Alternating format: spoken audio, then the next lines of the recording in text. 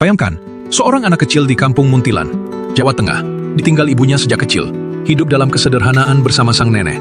Tapi hari ini, ia dikenal sebagai cendekiawan Muslim, penulis, dan mantan rektor universitas. Inilah kisah nyata Profesor Komarudin Hidayat. Kisah tentang ilmu, tentang perjuangan, dan tentang manusia biasa yang memilih jalan luar biasa. Komarudin lahir pada 18 Oktober 1953 di Muntilan, Jawa Tengah.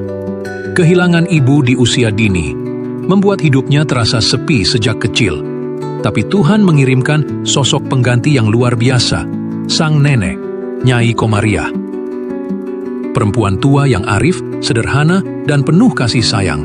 Dari neneknya, Komar belajar tentang hidup, tentang sabar, tentang ikhlas, dan tentang pentingnya mencari ilmu. Mereka hidup dalam kesederhanaan, tapi neneknya selalu menanamkan keyakinan bahwa orang miskin boleh lahir di kampung, tapi jangan mati dalam kebodohan. Tahun 1969, Komar masuk ke pesantren modern Pabelan di Magelang. Di sana, ia bertemu sosok penting dalam hidupnya, Kiai Hamam Ja'far. Seorang pemimpin pesantren yang keras tapi adil, tegas, tapi penuh cinta terhadap ilmu dan kemanusiaan. Kiai Hamam adalah sosok yang membakar semangat Komar.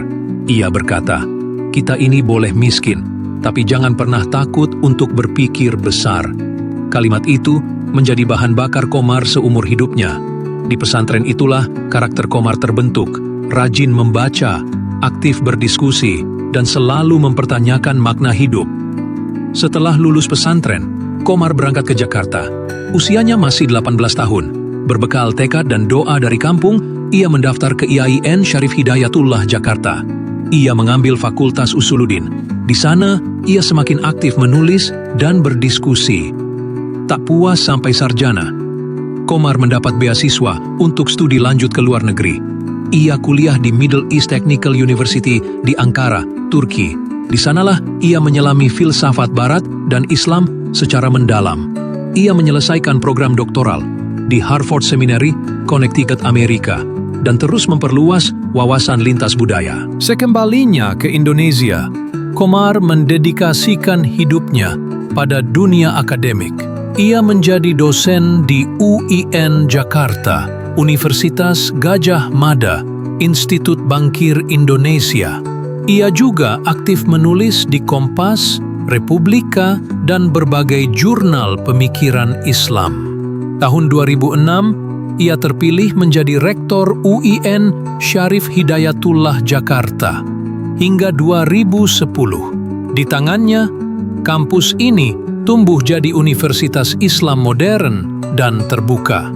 Kemudian, di tahun 2019, ia terpilih menjadi Rektor Universitas Islam Internasional Indonesia 2024. Tak hanya itu, ia pernah menjadi Ketua Dewan Pers, Ketua Panwaslu, serta pembicara internasional di lebih dari 30 negara.